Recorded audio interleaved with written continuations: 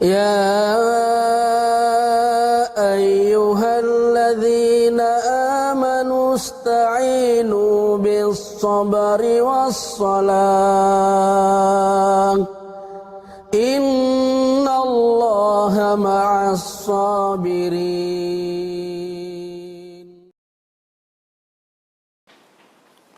Kemudian poin yang keempat, pembahasan yang keempat tentang keutamaan sholat. Ya, saya nggak perlu bacakan semuanya, yang penting poin-poinnya aja di sini, bahwa salat mencegah perbuatan keji dan mungkar. Salat sebaik-baik amal setelah syahadatain.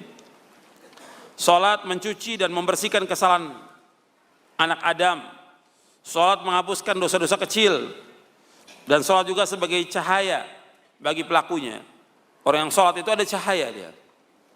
Di dunia dan juga nanti di akhirat. Sebab Nabi bersabda, was-salatu nurun. Dan sholat itu adalah cahaya. Sholat itu cahaya.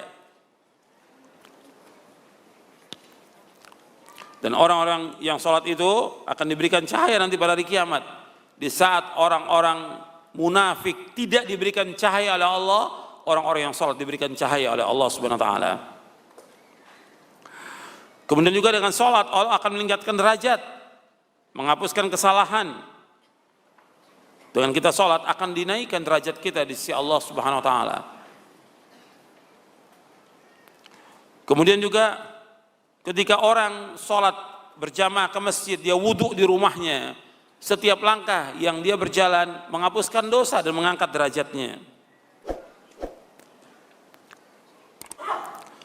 Jadi kita dianjurkan wudhu kita di rumah, kemudian kita berangkat ke masjid.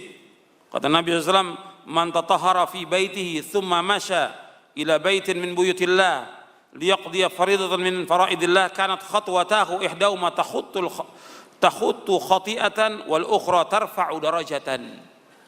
Kata Rasulullah SAW, barang siapa yang berwudu di rumahnya, kemudian dia pergi ke satu masjid dari masjid-masjid Allah untuk melaksanakan kewajiban dari kewajiban yang Allah bebankan kepadanya, itu 5 waktu, sholat yang 5 waktu, maka langkahnya yang pertama menghapuskan dosa, yang kedua meninggikan derajat. Hadis ini sahih diriwayatkan oleh Imam Muslim.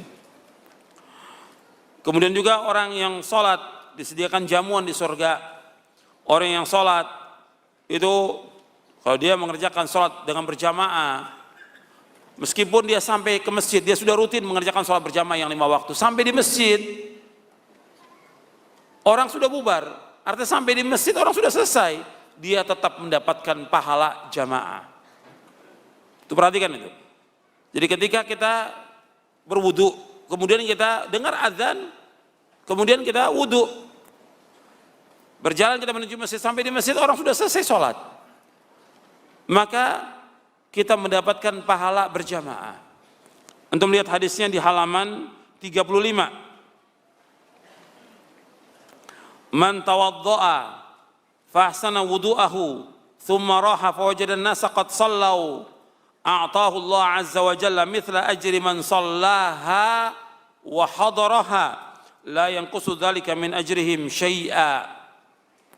Nabi SAW bersabda, barang siapa yang wudu lalu dia membaguskan wudunya, kemudian menuju masjid, tapi ia dapati orang-orang telah sholat, maka Allah Azza wa Jalla memberinya pahala orang yang sholat dan menghadirinya tanpa mengurangi pahala mereka sedikit pun juga.